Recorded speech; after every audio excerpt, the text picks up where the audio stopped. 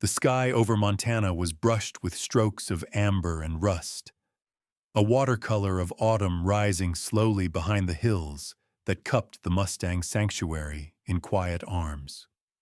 Frost clung to the tall grass like powdered sugar on brittle blades, and breath fogged gently in the morning air. The world seemed to move in slow motion, except for the wind. That old, familiar wind danced freely across the paddocks, lifting fallen leaves into brief, swirling ballets. But there was one place the wind didn't stir anymore. Clara Whitmore walked the outer fence of the east paddock with a bucket of grain in her left hand and a hopeful heart in her chest. Her boots crunched softly on the path, worn down by a decade of footsteps tending to hooves, hay, and heartache. Her sanctuary had seen its share of rescues: wild Mustangs pulled from rusted trailers, broken rodeo horses left behind after the cheering died, and mares too old to breed, their eyes dulled by abandonment. But none had ever meant more than the old stallion now standing alone beneath the cottonwood tree. Spirit, 30 years old. Golden brown coat faded like old parchment, but his thick black mane still clung defiantly to his neck, waving gently in the breeze like the banner of a retired general. He stood without movement. His head hung low, eyes half closed, legs locked in stillness as though the ground held him in mourning. The fence creaked as Clara stepped closer, but Spirit didn't lift his head, not even when she whistled. "You've got to eat, boy," she whispered, her voice cracking more than she intended.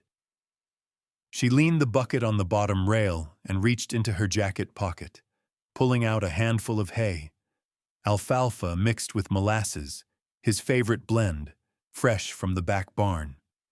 She held it out, inching closer, careful not to startle him. But there was no fear in Spirit anymore. No fire either. No snort, no paw at the dirt, no flick of his ear. Just a stillness that pressed down like the first shovelful of earth on a coffin lid. This was the third morning he'd refused to eat. The third morning she'd tried everything: new hay, clean water, even bringing in Daisy, the gentle filly he once seemed fond of. Nothing. Not a whinny, not a blink of recognition. Only silence. Clara stepped back, resting her forearm against the wooden post, her breath puffing out in a long, defeated stream. Around her, the sanctuary buzzed with its usual morning rhythm, feeding in paddock sea, fresh water being hauled to the troughs, the far-off rumble of the tractor dragging a flake of hay across the main road. But all of it felt like background noise to the loud emptiness pressing in from Spirit's enclosure. She'd known horses long enough to recognize sickness. She'd known death, too. But this was different. His body wasn't failing. His spirit was.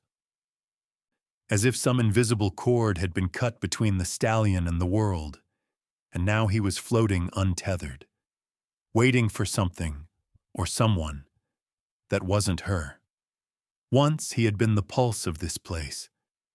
There were photos in the office hallway, Spirit rearing in the sunrise, his muscles taut with power, his eyes bright with defiance.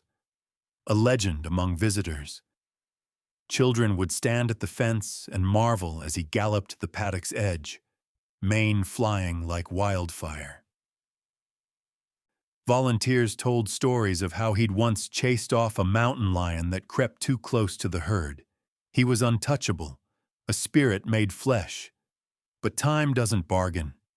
Even legends lose their light. Clara brushed a strand of hair from her face, her fingers trembling. She hated this feeling, this helplessness. She'd rescued horses from starvation, treated infections in the dead of winter, and once pulled a foal free from its mother's womb with nothing but her hands and grit. But Spirit's quiet withdrawal felt like a grief too big to touch. She turned and walked slowly toward the barn, the morning chill sliding down her collar. Behind her, Spirit didn't move. Not even his tail swished at the flies. Inside the tack room, Clara poured herself a mug of stale coffee and leaned against the counter, staring out the small window that framed the paddock like a painting. She remembered the day he'd arrived, spirited and headstrong, nearly tore down the loading ramp trying to escape. She'd thought he would be a handful. Instead, he became her anchor. He watched every horse come and go. He greeted newcomers with curious eyes and always stood at the gate when she called. Until 3 days ago. She sipped the coffee, wincing at the bitterness. Her mind wandered. Had something triggered this? Had she missed a sign? Spirit was old, yes, but not ill. The vet had checked him 2 weeks prior. Heart strong, teeth decent, hooves solid. It wasn't physical. So what was it? She glanced at the clock. Barely past 7. The sun was climbing now, casting long shadows across the property. Outside, a low whinny came from the eastern pen. Probably Jasper, the nervous paint gelding, always fussing at feeding time. But not Spirit. Clara exhaled through her nose and stood, setting the coffee down untouched. Her boots echoed against the wooden barn floor as she walked back to the paddock. She stopped at the fence, resting her hands on the top rail. "Whatever it is," she murmured, "I need you to fight it." Spirit didn't lift his head. But the wind moved through the cottonwoods, rustling the leaves just enough to whisper that something had changed. And Clara, without knowing why, felt the first flicker of instinct deep in her gut. This wasn't about age. This was about memory. The wind picked up that afternoon, rattling the windows of the old storage barn at the edge of the sanctuary. Most days, Clara wouldn't step foot in the place unless she had to. It was cluttered, dusty, and smelled of rusted tools and forgotten years. But something about Spirit's emptiness had stirred an urgency in her, a need to dig into the past and find answers she wasn't even sure existed.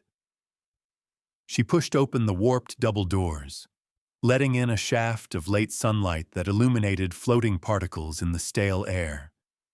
Inside, shelves buckled under the weight of old ledgers, metal bits, leather harnesses, broken buckets, and boxes stacked without order. The barn was a museum of old hands and older habits, each object a remnant of those who'd come before her. And perhaps, if she was lucky, something in there remembered Spirit better than she did. Clara pulled a pair of worn gloves from her jacket pocket and began sorting through the nearest stack. There were dusty folders with outdated sanctuary licenses, donation forms from decades ago, and brittle horse health records typed on yellowed paper. She skimmed, tossed, stacked, repeated, until a wooden box hidden beneath a pile of old saddle blankets caught her eye. The lid creaked open to reveal a collection of keepsakes, a cracked belt buckle, faded postcards, a rusted tin of tobacco, and a small leather-bound notebook filled with penciled notes. Beneath the notebook, wrapped in a thin linen cloth, was a single framed photograph. Clara wiped the glass with her sleeve. The image beneath was faded but striking. There stood Spirit, young, magnificent, proud. His golden coat shimmered even through the old film, and his mane looked impossibly thick, wild, and untamed.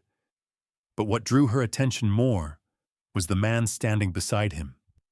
He was tall, broad-shouldered, with his hand resting confidently on Spirit's neck. A cowboy in every sense. Worn jeans, boots caked in arena dust, a hat tilted back revealing a sun-worn face. He looked straight at the camera, not smiling, but solid, grounded. A man who'd seen things. a man who'd endured. Clara flipped the frame over and found a message etched in fading ink on the back. "The day he saved me, LG." She read it twice, then a third time, as the pieces began to shift and align in her mind. This wasn't just any photo. It was a moment caught in time, something sacred between man and horse. Someone named LG had once stood beside Spirit and claimed the stallion had saved him. The man in the photo must have mattered. Maybe still did. Her breath caught slightly as she stared back at Spirit's youthful face in the picture. There was life in his eyes, fire, recognition. He wasn't just surviving then. He was thriving, loved maybe, connected. The photo pulsed with something Spirit had lost. Clara slid the photograph into her jacket and stood in the barn's doorway, staring out across the fields toward the paddock. Spirit hadn't moved, still the same unmoving silhouette beneath the cottonwood tree. But now, the emptiness felt even heavier, because she knew, without question, that he had once been whole. Someone had once meant something to him, and that someone had left a scar when they disappeared. Back at the house, Clara laid the photo on the kitchen table, flipping through her laptop as the sun dipped lower behind the mountains. She opened up local rodeo archives, typing in every variation she could think of: Spirit, Mustang, Rodeo 2010, Cowboy LG, Montana Rodeo Golden Mustang, Lucas Grant. It was late before she found it. A rodeo flyer scanned into a digital archive: Helena Stampede 2010, featured rider Lucas Grant, bronc and bull champion. And there he was again, in a publicity photo attached to the listing. Leaner, younger, but unmistakably the same man standing beside Spirit in the photo she held. There were no contact details, no bio. But a few more searches unearthed a thread on an old rodeo forum, now mostly inactive. A user named lgrant88 had posted sporadically over the past decade, mostly comments about old rodeo days, an injury, something about retiring early. One comment stood out from 3 years ago. "Ain't touched a saddle since the wreck. Living quiet up by Red Fern Hollow. Good horses still haunt me." Red Fern Hollow. Clara knew the place, barely a blip on the map just north of town, where old trailers and cabins lined the base of a pine-covered ridge. It wasn't much of a lead, but it was something, a thread, thin and fraying, but enough to pull. She glanced once more at the photo. Spirit had saved this man. That wasn't just sentiment. It was carved into the back of the frame like a vow. Maybe this Lucas Grant had walked away. Maybe he'd tried to forget. But Spirit hadn't. Clara stood, tucking the photo gently into a canvas folder and sliding it into her satchel. Her gut twisted, not with anxiety, but conviction. Something inside her whispered that this wasn't just a chance discovery. It was a trail left behind, meant to be found. And maybe, just maybe, the man Spirit had once saved was the only one who could return the favor. She grabbed her keys and coat. The evening had settled cold and quiet over the land, but her heart was burning with motion. Spirit had waited long enough. The road leading into Red Fern Hollow twisted like a forgotten ribbon through the Montana hills, flanked by evergreens that leaned in close, whispering secrets to the wind. Clara gripped the steering wheel of her dusty pickup, the photo of Lucas Grant resting on the passenger seat, kept safe in a weathered manila folder. The flyer from the 2010 Helena Stampede was folded beside it, as if these scraps of the past might help her unlock something lost. Her tires kicked up gravel as she descended into the valley.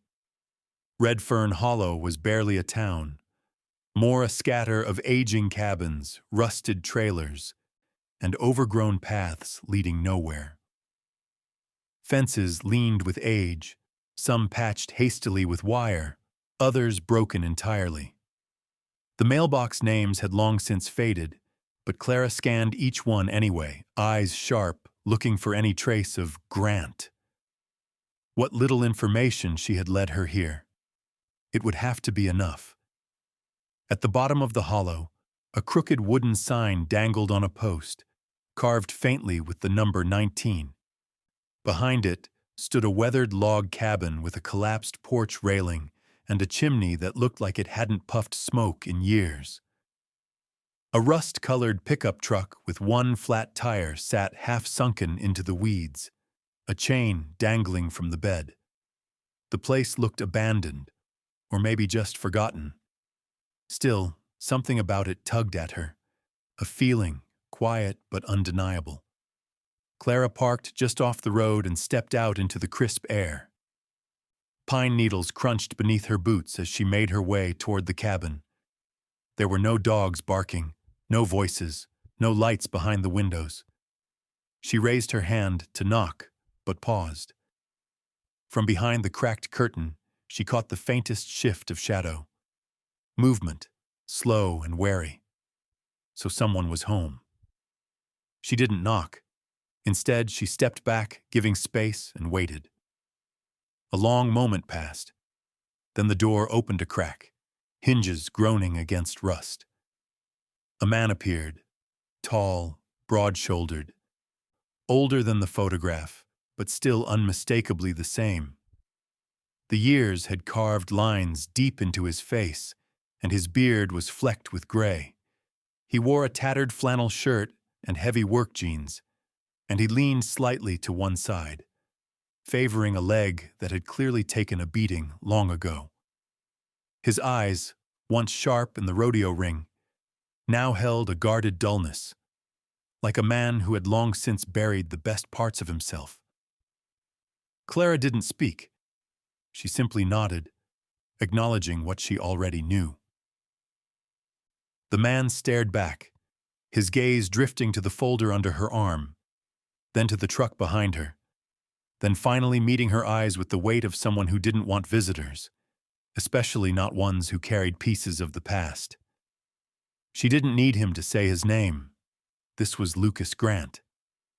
He opened the door a little wider, but not enough to be inviting, just enough to say he wasn't going to slam it in her face.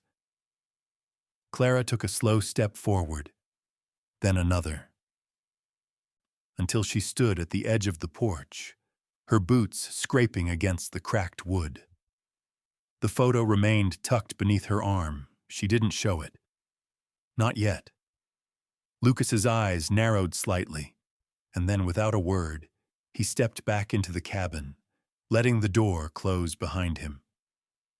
Clara exhaled slowly, stepping back down to the ground, unsure whether she'd made progress or been silently dismissed. She glanced up at the empty windows.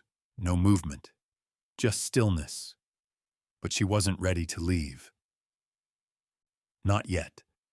She drove to the edge of town, where an old diner stood half-lit beneath a flickering neon sign. Inside, the place smelled of grease, old coffee, and faded memories. The woman behind the counter looked like she'd worked there for 50 years and knew everyone within a 100-mile radius. Clara asked casually about Lucas. Nothing pushy, just a traveler's curiosity. The woman glanced out the window toward the hills. "He don't talk to folks," she muttered. "Hasn't for years. Hurt his leg bad during a ride. Never healed right. Lost a lot more than the rodeo that day, far as I can tell." Clara nodded, thanked her, and sipped burnt coffee while snowflakes began to drift outside, swirling gently in the wind like ash. That night, she parked again near Lucas's cabin, staying just long enough to leave a small envelope wedged beneath a stone by the porch steps.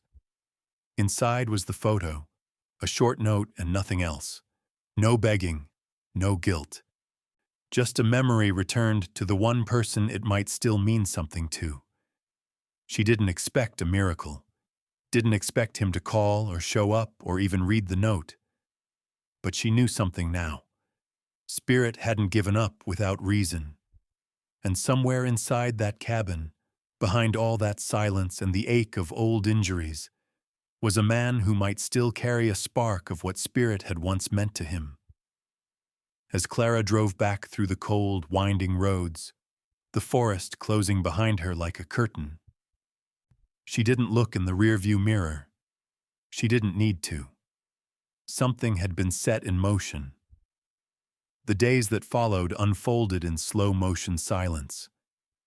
Clara returned to Red Fern Hollow just after sunrise the next morning, then again the day after, and again the day after that.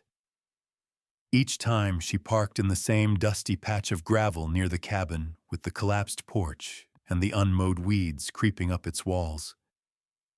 She never knocked, never forced her presence. She simply left something small behind. One morning, it was a thermos of hot black coffee. The next, a folded-up article about Mustang sanctuaries in the state.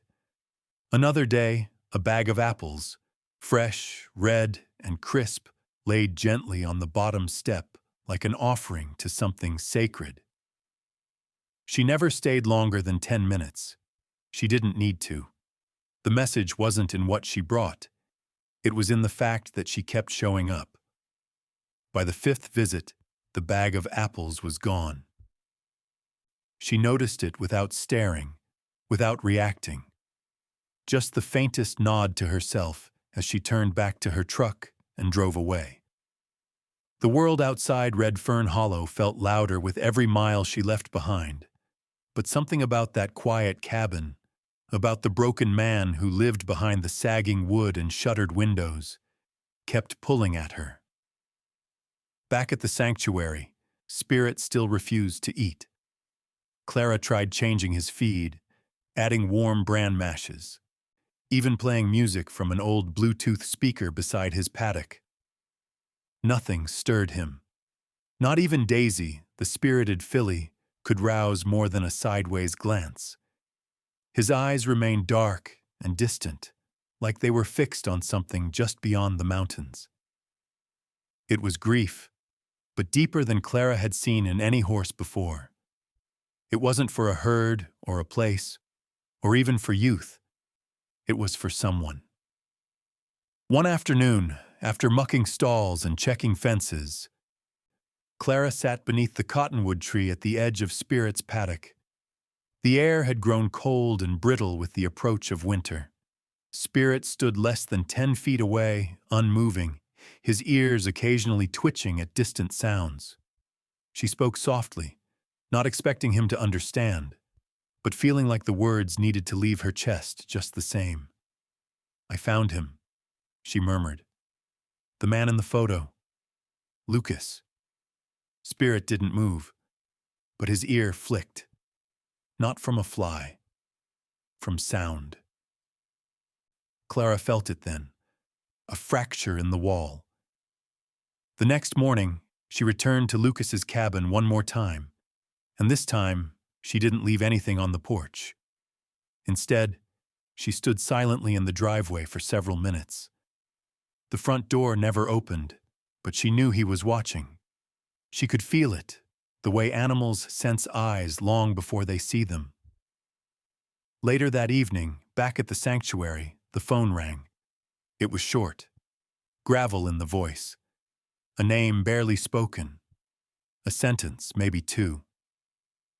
The details didn't matter. Only the end of the call did. He would come. The next morning, Lucas Grant arrived. He didn't drive. He walked the last half-mile up the sanctuary's road, wearing a beat-up jacket and a limp that had grown worse since the photo was taken. His beard was fuller, his face worn down by years Clara could only imagine. But there was something in his eyes now, uncertainty, maybe fear, but not apathy, not anymore. Clara didn't say much. She simply pointed him in the direction of the east paddock. Lucas approached slowly, like a man walking across ice he wasn't sure would hold. Spirit stood where he always did, near the cottonwood tree, unmoved by the stranger's steps. The air between them felt fragile, brittle with time and memory. Lucas stopped at the fence, his fingers curling around the top rail. He didn't call out, didn't try to force the moment. He simply stood there, staring at the horse that had once stood beside him under rodeo lights and roaring crowds. And then, after nearly a minute, Spirit lifted his head. His ears twitched. His neck stretched forward slightly. One step. Just one. Lucas breathed, slow and audible. It wasn't a reunion filled with noise or grand movement. There was no triumphant gallop, no dramatic music playing behind the moment. Just quiet recognition, a flicker in the eyes, a soft shift in posture. Spirit's breath fogged the air between them as Lucas reached over the fence and rested a hand, weathered, calloused, shaking, against the old stallion's neck. Spirit didn't flinch. He exhaled, long and low. Clara watched from a distance, her heart thudding so loudly it muffled the world around her. She wasn't sure what had passed between the man and the horse, but she knew something sacred had cracked open, something that had been closed for too long. Lucas didn't stay long that first day. 20 minutes, maybe 30.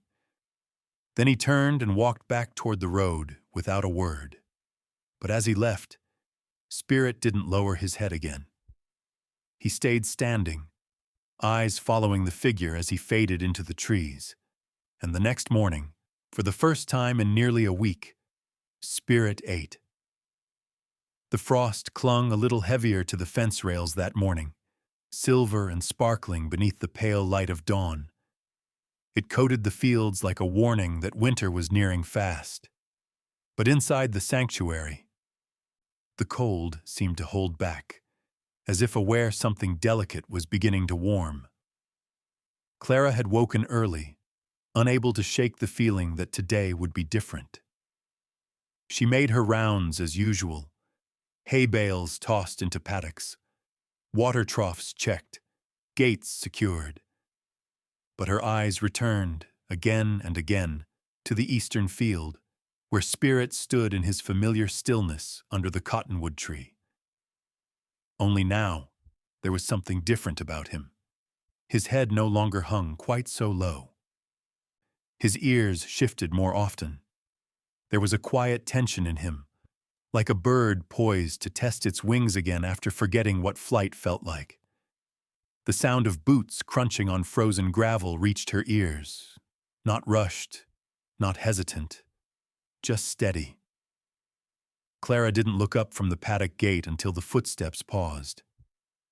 When she turned, Lucas Grant was already there. He carried no bags, wore the same threadbare coat and scuffed boots, but his posture had changed. It was subtle, but Clara saw it, less burdened, more centered. He gave her a small nod, the only greeting he offered, then walked toward the fence without a word. Spirit lifted his head before Lucas even reached the gate. Clara stepped back, her breath caught somewhere between her ribs and her throat. The silence between horse and man stretched, unspoken but pulsing with memory. Lucas approached slowly, every movement deliberate. The morning sun hit his profile as he reached the gate, casting long shadows across the frost-bitten earth. He didn't hesitate. He unlatched the gate and stepped inside. Spirit didn't move. Lucas crossed the paddock with the slow rhythm of a man who remembered each step from years ago, every stride once matched by the hoofbeats of a golden stallion beside him. He stopped a few feet away, the cold air swirling between them, then took a breath and softly let it out. Spirit's ear twitched, then the other, and slowly, as if pulling free from the weight of every silent day before, he took a step forward. The sound of hoof meeting frozen ground was small, but to Clara, it was thunder. Spirit paused again. Lucas remained still, his hands at his sides, eyes steady, the years softening in his face as the distance between them closed inch by inch. Then, another step, and another. When Spirit finally stood in front of him, Lucas reached out a hand, hesitant, weathered, but open. For a second, it hovered. The moment swayed on a thread of tension so fine it could have snapped with a single breath. But Spirit didn't retreat. He lowered his head, closed his eyes, and let the man's hand find the familiar place on his neck where a rope halter had once sat, and the sweat of competition had once soaked through his mane. Lucas's fingers settled gently into the fur, and Spirit exhaled, long and slow, steam curling into the cold morning air. For the first time in over a week, Clara felt warmth return to her chest. She didn't move, didn't speak, just watched. Lucas stayed like that for several minutes, his hand resting quietly against Spirit's neck, his other slowly brushing along the withers. His eyes were unreadable, focused on the place where his hand met the horse, as if trying to reconnect a lifeline that had frayed long ago. The world around them faded, even the wind held its breath. Then Spirit shifted, just slightly, pressing into the hand. A movement so subtle it would have been missed by anyone not looking for it. But Clara saw. She felt it, like a silent note plucked from an old guitar string that still rang true. Lucas spoke only once, his voice so quiet it barely reached beyond the space between them. Whatever he said, it was for Spirit alone. When he finally stepped away, Spirit followed him for a moment, then stopped. They faced each other again, something exchanged that didn't need explanation. Lucas walked back toward the gate, and Clara, still silent, opened it for him. He paused just before leaving the paddock and turned back. Spirit was still watching him, eyes clearer than they'd been in days. Lucas didn't say he'd return, but Clara knew he would. Later that evening, when the sun dipped behind the hills and the sky burned with the colors of fire and smoke, Spirit remained standing instead of returning to his shelter. His gaze lingered toward the road Lucas had taken. His tail flicking gently in the wind, his posture tall, not the ghost of a legend, but a soul remembering what it meant to belong. The reunion hadn't needed applause or declarations. It had been quiet, fragile, and deeply human. And it was only the beginning. The snow came softly that week, drifting in thin veils over the sanctuary grounds like a hush falling across the world. The paddocks, once golden with dry grass and framed by the rustle of autumn leaves, now wore a quiet blanket of white. It wasn't deep yet, just enough to mute the colors, blur the edges, and cover the land in a stillness that mirrored the unspoken atmosphere between man and horse. Lucas returned the next morning after the reunion, without being asked, without announcement. He simply appeared, one arm balancing a flake of hay on his shoulder, his limp more pronounced in the colder air. He moved through the sanctuary with the ease of someone who didn't need to ask where things were. His hands knew how to latch a gate, how to test the ice on the water trough, how to scatter feed evenly along the trough so the more dominant horses didn't push the others away. He didn't speak often, and Clara didn't push him to. She watched from a distance, sometimes pretending to be busy nearby, letting the quiet grow familiar between them. Spirit followed his movements from the paddock like a sentry watching the return of an old general. Each day, Lucas spent time beside the old Mustang. No rope, no bridle, no halter, just presence. He'd sit on the fence post with his hands in his lap, letting Spirit come to him, or not. He didn't coax or call. He simply made himself available. Some days, Spirit would approach, nose the fabric of his sleeve, then return to his corner beneath the tree. Other days, he'd stay rooted in place, watching, but the distance was shrinking. It was Clara who noticed first that Spirit no longer stood in the same hollowed-out patch of dirt beneath the cottonwood tree. He had begun to wander, slowly at first, his hooves dragging hesitant arcs into the frost-covered soil, then, more steadily, grazing further from his usual perch. But one place he hadn't gone, one threshold he hadn't dared cross, was the open pasture beyond the east paddock. It stretched wide and empty, the kind of space horses were meant to roam. Years ago, Spirit would gallop across it with a thunderous grace, the wind chasing his mane like a river of smoke. But now, he stopped short at the wooden gate. He'd stand there for long minutes, eyes fixed on the horizon, body stiff, breathing shallow, as if something invisible held him back.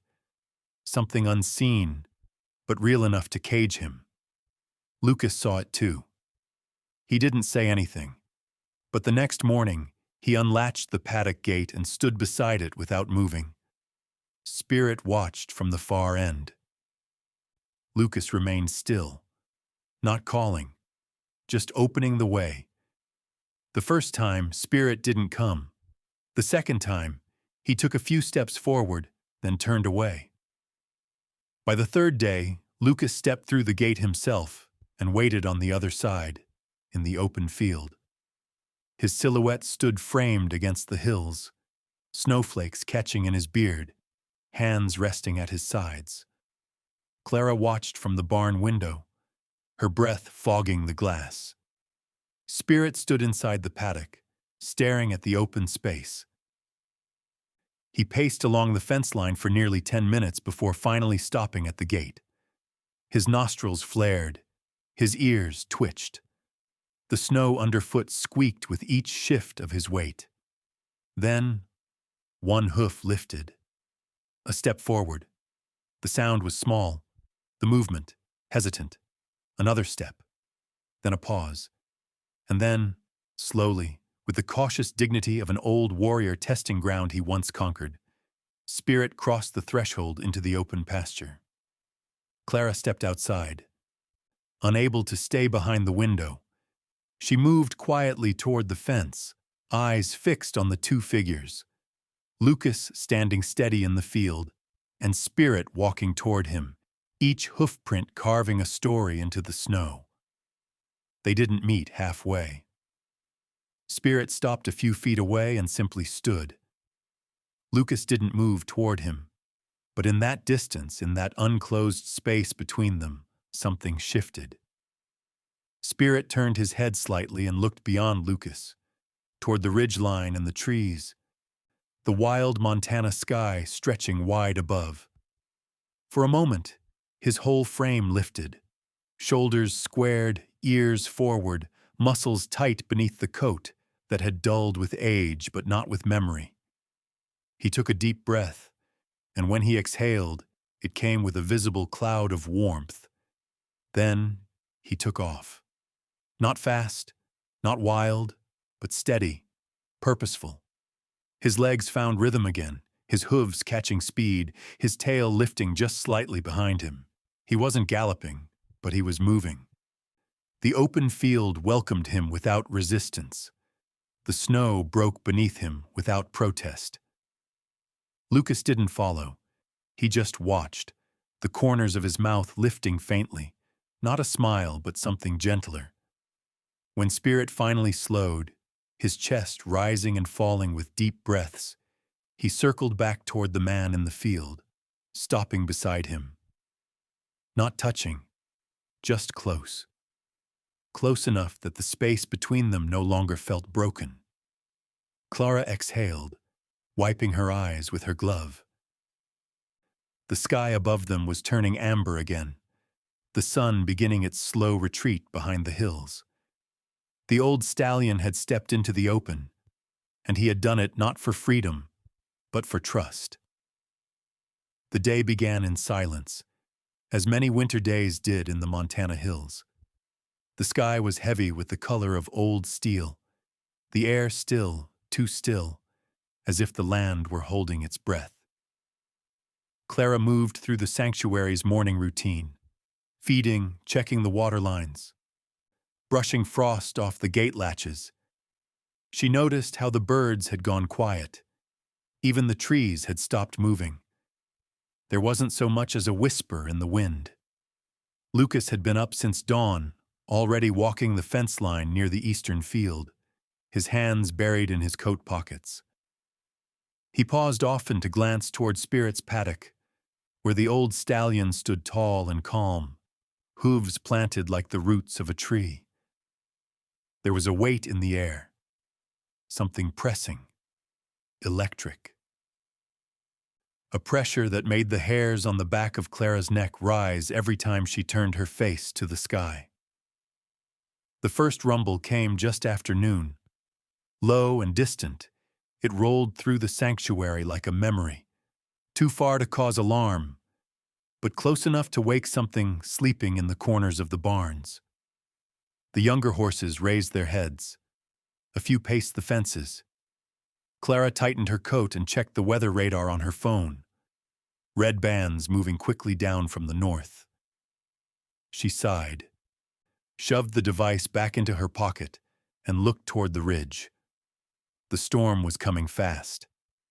By the time the sun had vanished behind the thick curtain of approaching snow and cloud, the first gusts of wind had arrived, sharp and biting, scattering loose hay and rattling the shutters on the old tool shed. Clara moved quickly, locking down feed bins, double-latching stable doors, and leading the more skittish horses into their stalls. She and Lucas worked wordlessly, with the shared urgency of people who understood what storms could do to a sanctuary built on open ground. But Spirit refused to be moved. He stood just outside his shelter, tense, nostrils flared, eyes locked on the horizon as the sky darkened and the wind howled. Clara approached with a lead rope, but before she could reach him, he took 2 steps back, chest rising sharply, muscles twitching. Lucas stepped in quietly and raised a hand, stopping her. He watched Spirit for a long moment, then nodded once toward the paddock gate. "We leave it open," Clara said under her breath, more a thought than a question. Lucas didn't answer. They left the gate unlatched and backed away, giving the stallion space. The wind came harder now, slicing through the bare branches and sending an eerie creak through the sanctuary. Thunder cracked in the distance, sharp and angry, rolling through the valley like cannon fire. And that's when Spirit snapped. A blinding flash lit the sky. Then the sky roared. Spirit let out a high, panicked cry and bolted, hooves tearing through the snow, eyes wide, crashing into the back of the paddock fence. He wheeled around, sides heaving, tail lashing. His breath came in frantic bursts, clouds of vapor exploding from his nostrils. He backed into the far corner, the whites of his eyes flashing as lightning struck again, this time closer, brighter, louder. Lucas moved before Clara could stop him. He walked straight into the paddock, his gait uneven, his limp more pronounced with each hurried step. Clara's breath caught in her chest. Spirit reared slightly, his front hooves pounding the ground as he tried to retreat further, but there was nowhere left to run. The wind screamed. Another flash split the sky. Lucas kept walking, Spirit through his head, muscles tense, but he didn't charge. He didn't bolt. He just shook, eyes wild. Lucas reached him and placed a hand against the stallion's neck. Clara pressed a hand to her mouth as the scene unfolded under flickering skies. Lucas didn't try to lead him anywhere. He didn't grab a rope or yell above the wind. He just stood there, hands steady, grounding spirit like an anchor dropped into churning seas. The storm raged on. Rain began to fall, sharp and freezing. The paddock turned to slush underfoot. But Lucas remained, one hand on Spirit, the other gripping the railing behind him for support. His coat soaked through, hair matted with water, boots sunk into the softening ground. Minutes passed, then an hour, and slowly, almost imperceptibly, Spirit's trembling slowed. His breathing eased, his hooves stopped shifting in panic. Lightning flashed again, and this time, he didn't rear. He lowered his head, just slightly, resting the side of his face against Lucas's shoulder. The storm rolled over them, still fierce, but its heart had passed. The worst of the wind moved on, taking its fury elsewhere. By the time Clara walked to the paddock gate, both man and horse stood still in the aftermath, soaked but quiet. Lucas's face was unreadable, his eyes fixed on something far away. Spirit's eyes were half closed, his head resting gently on Lucas's arm, as if the stallion had finally found solid ground after drifting in darkness. It wasn't triumph. It wasn't healing wrapped in one dramatic moment. It was survival. Together. Clara turned and walked back toward the barn, letting the two of them stay in the storm's quiet echo, knowing some bonds didn't need to be spoken or named. They just needed to be held until the thunder passed. The storm had passed, but it left behind more than broken branches and flooded troughs.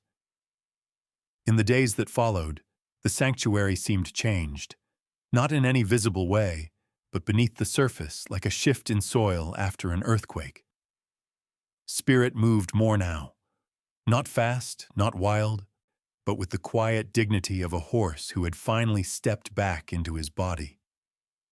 He followed Lucas along the fence lines, his steps sure, his head higher. The others watched from their paddocks, sensing the shift. Lucas had stopped pretending he didn't belong. He helped Clara feed in the mornings, stayed late after the sun dropped behind the hills, and even took on the repairs to the damaged fencing himself, hammering in new nails with stiff fingers that remembered the feel of wood and wire. He didn't speak much, but there was weight in his presence. His silence no longer empty, but earned. Clara watched it all unfold with cautious hope. Spirit's recovery had never been about medicine or rest. It had been about connection, something old rekindled, something broken slowly rethreading itself. She began to believe that maybe the worst had passed. Then, the black SUV arrived. It rolled up the sanctuary road one cold afternoon, its engine too quiet, its tires too clean. Clara stood near the barn with a shovel in hand when it pulled in. She didn't recognize the vehicle, but something about the way it moved, slow, confident, uninvited, made her spine tighten. Lucas emerged from the tool shed across the yard, wiping grease from his palms with a rag. He saw it too. His expression didn't change, but his body stilled. The driver's door opened first, then the passenger. Two men in long coats stepped out, their shoes unsuited for the mud. Their faces clean and unreadable. One carried a briefcase. Without introduction, they asked for Clara by name. She nodded, standing firm, not moving from her place beside the barn wall. The man with the briefcase opened it with the mechanical precision of someone who had done it 1,000 times. He removed a folder, thick and pressed flat. When he opened it, he flipped directly to a single sheet. Legal paper, printed and highlighted. Ownership records. Spirits. The name at the top of the document wasn't Clara's. It wasn't the sanctuary's. It belonged to a cattle company headquartered 2 states away, a conglomerate, one of the big ones, the kind that ran herds by the thousands. tagged horses with numbers instead of names, and treated land like inventory. The man explained, his words clipped and practiced, that Spirit had been part of a breeding program 2 decades prior. When the project ended, the horse had disappeared. No sale was recorded. No adoption processed. Just a gap. A mistake, he called it. They were here to fix it. Spirit, they said, was still legally theirs, and they had the papers to prove it. Clara didn't speak right away. She didn't look at Lucas, though she felt him step closer. Her mind raced, not with panic, but with calculation. How had they found him? After all these years? Why now? The man continued, explaining that Spirit would be transported within the week. No need for trouble. No accusations. Just correction of a record. Clara stared at the document, heart cold. She didn't ask where they planned to take him. She already knew. Somewhere far from the hills. Somewhere fenced with barbed wire and lined with concrete barns. Spirit, old, healing, fragile, would not survive a place like that. She told them no. The men didn't argue. They didn't shout. One closed the briefcase. The other handed her a business card. They said a court order would follow. They'd be back. When they left, the sanctuary seemed smaller.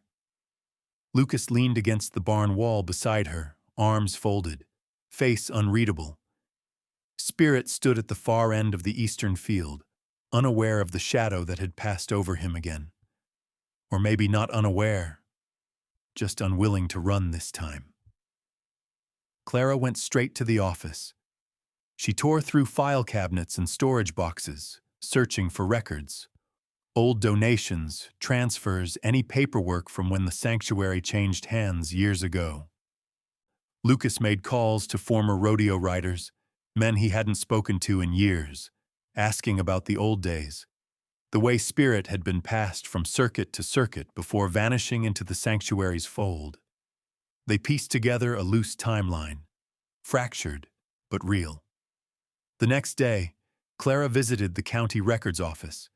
She spent hours squinting at faded ledgers, scanning scanned microfilm, filing requests for archived ownership data.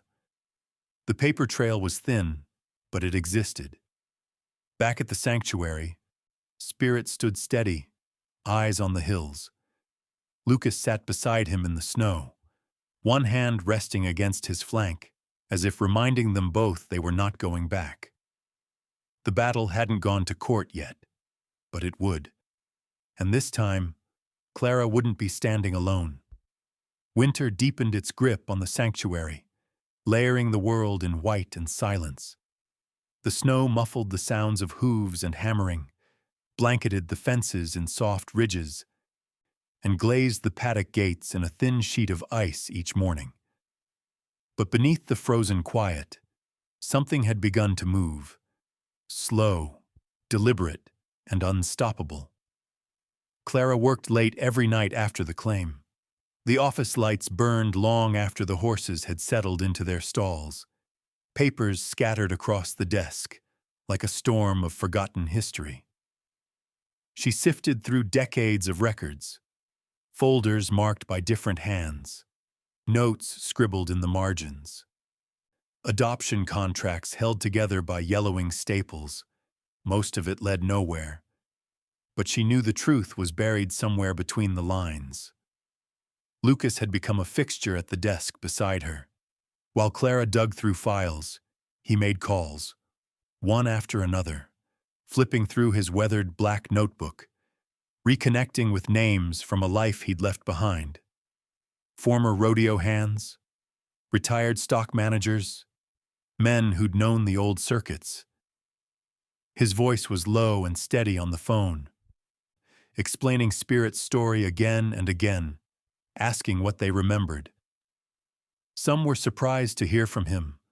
A few hung up, but others responded with what they had: dates, photographs, even fragments of old contracts long since filed away. Piece by piece, a trail formed.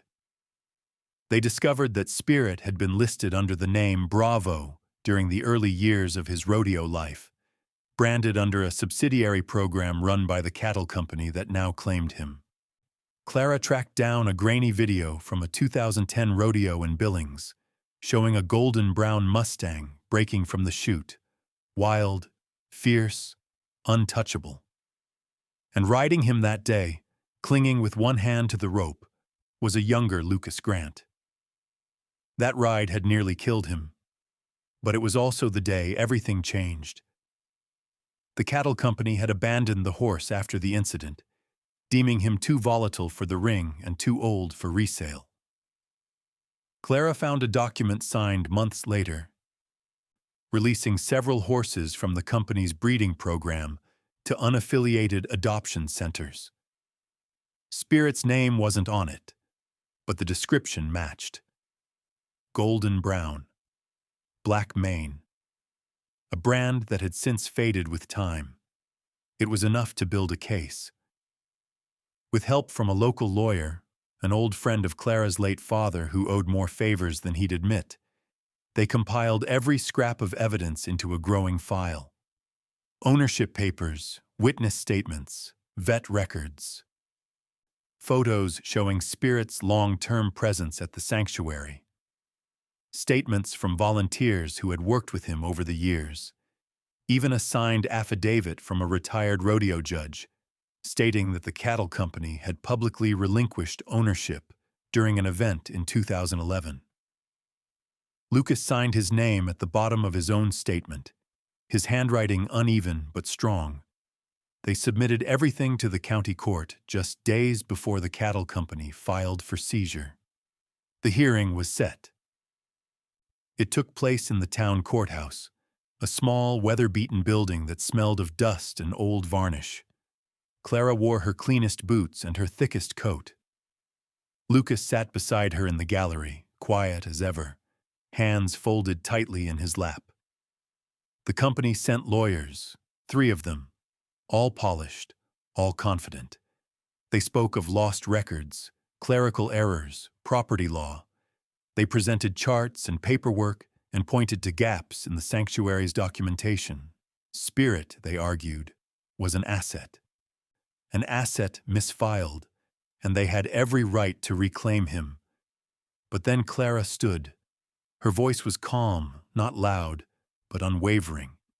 She told the judge about the stallion's time at the sanctuary, how he had arrived injured, malnourished, frightened, how he had spent years helping other horses integrate into the herd, how he had become the symbol of everything the sanctuary stood for.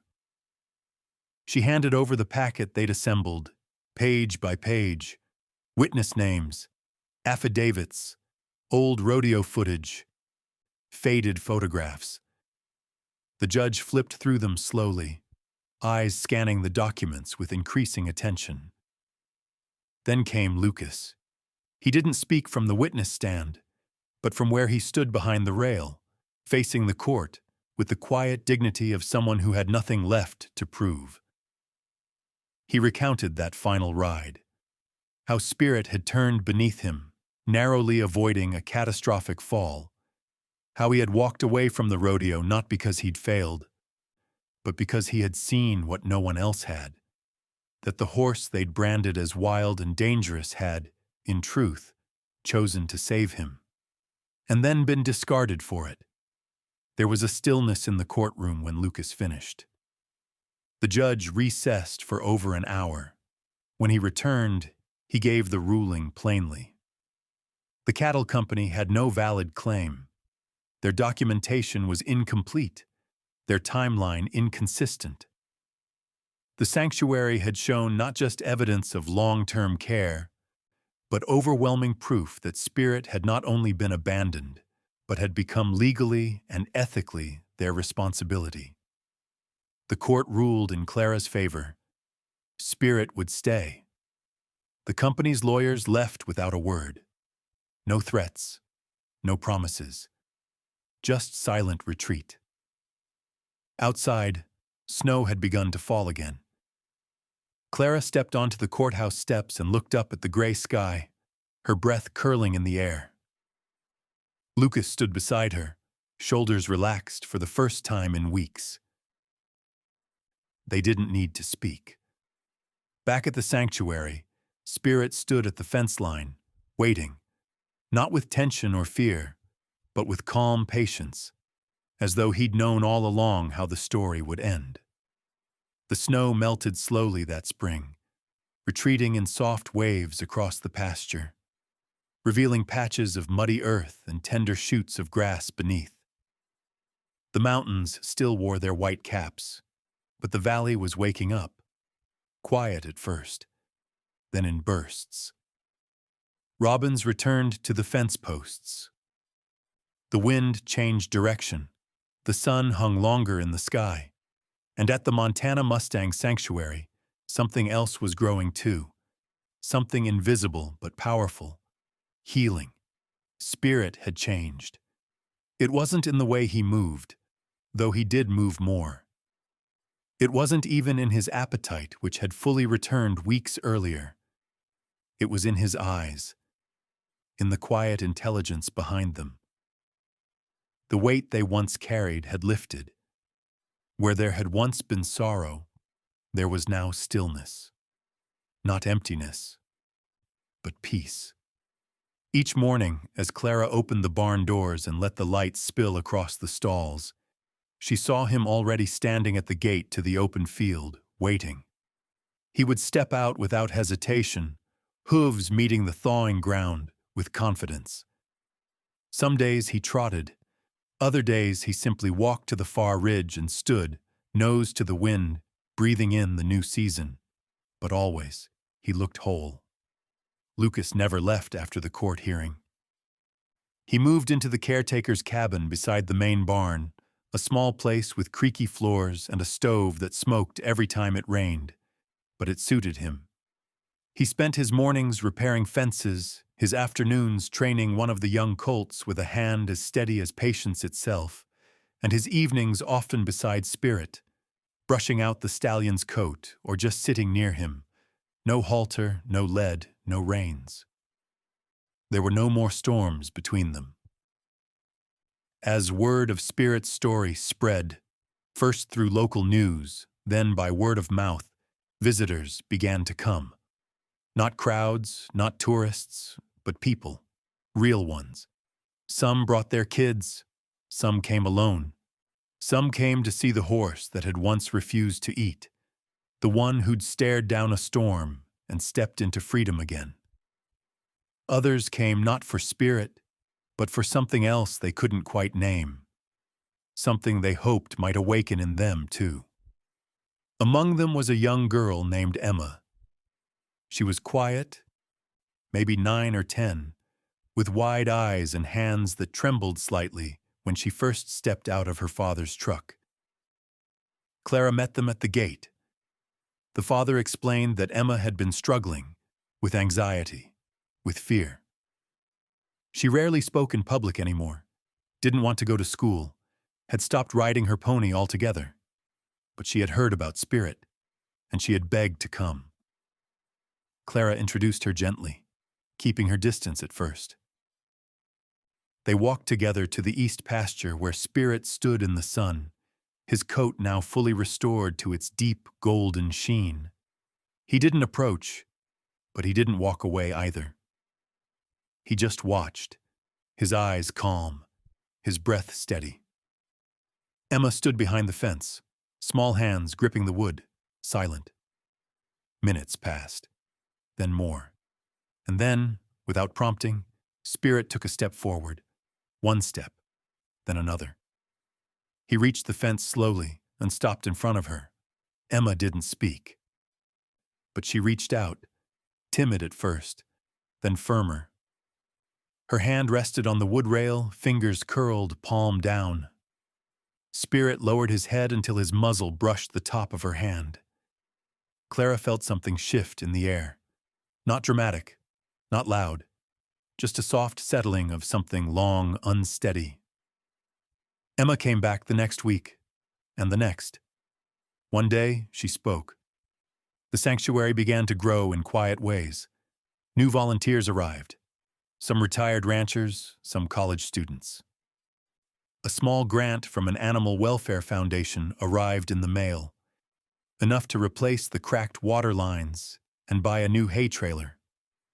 Lucas repaired the windmill that had sat rusted for years.